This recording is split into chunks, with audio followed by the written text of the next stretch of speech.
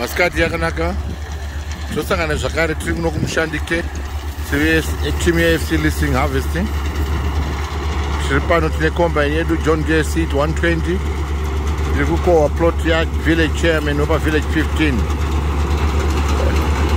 Operator da kupedza kuharvesta plot 0.5 hectares ya village chairman. Chashedza village chairman vedu vekuno vagotaura kuti vari kuona sei mashandiro ari kuita AFC listing company. Right, pano tina mai mapingire mudzimai wavillage chairman village 15 vanga vachikohwerwa 0.5 hectares dzavo.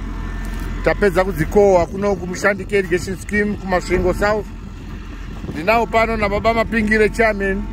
Zvamuri kuona apa combine yakuda kudurura gorawo rawana gore rino regorosi. Saka tichambobvunza mai mapingire munokuona sei zvaitwa pano? Zvaitwa pano tinowa kufara nokuti chirongwa chakapinda gore rino chakatifadza, chakatikomborera. Kurima kunonakidza kana pakamira zvakadai. Tinowa kufara nokurima nokuti kurima AFC yakatibetsera zvakawanda. Makombaini akauya nenguva, hatina gorosi redu richadiwa, changova chikafu nevana vedu. Takarima zvakanaka, tikaisa fertilizer yedu, masaga edu 6 epasi, tikaisa mamwe 6 epamusoro, tikaisa mamwe 6 epamusoro. Saka tinova kuti kurima kunonakidza. Vasingaedzi kurima tinoti tarikai kuminda. Kuminda kune upenyu, kumunda kunofadza, vana vodya chingwa, vana voenda kuchikoro, nhamo yapera. Notarisira kuti tirikutoona ritani apa nokuti gorosi racho rakabuda zvakanaka. Chokwadi kuratidza kuti takaita mushonga zvoratidza kuti gorosi rakanyatsa kumira zvakanaka, rakohwewa nenguva, harina kunayiwa nemvura. Saka AFC Bank tinoitenda zvikuru nekutibatsira kwayakatiita, nokuti Mushandike wese vari kuratidza kuti tichakohwebwa nenguva tichiona nokugadzira tine mhuri yedu. Saka tinovatenda zvikuru veAFC Bank navakondo vari kumiramira vachiratidza kutaridza kuti vane chido nevanhu. Saka tinotenda zvikuru varambe vakadaro.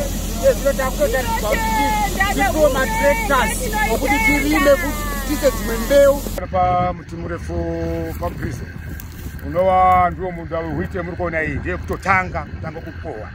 Tawana center pivot yedu iyo takatanga tasina chibage tikabvisa wheat ndeyekutotanga. Takapiwa mainputs ese neFC. Saka izvozvo ndeyakutikohera izvo kuti tikutotarisira kuti tonnage tichaona pano iyi roughly 5 to 7 tons. Zvokuti patichapedza pano tiri kuda kutenda chaizvo neFC nebasa rainotiitira tikufara. Nokuti kana muri yeZimbabwe muchiona pakadai munda unovanga wane makoro usikarimi. Saka vanhu vese vakutoshamisa mvura mumarodhi vachiona chii chiri kuitika kuuswa chiri igorosi.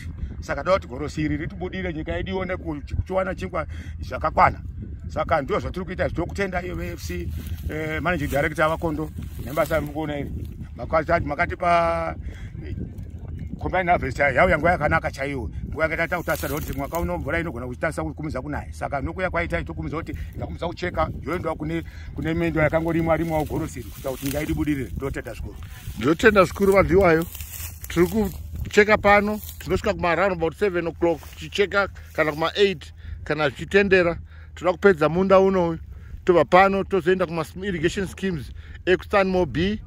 Tabva ikoko toenda futi kuirrigation scheme yekumara kwatichange tichekera varimi muno Masvingo province. Ini ndini Shepherd Kondo, general manager weAFC listing company. Ndinoti tozosangana zvakare nguva inoteera. Mazvita.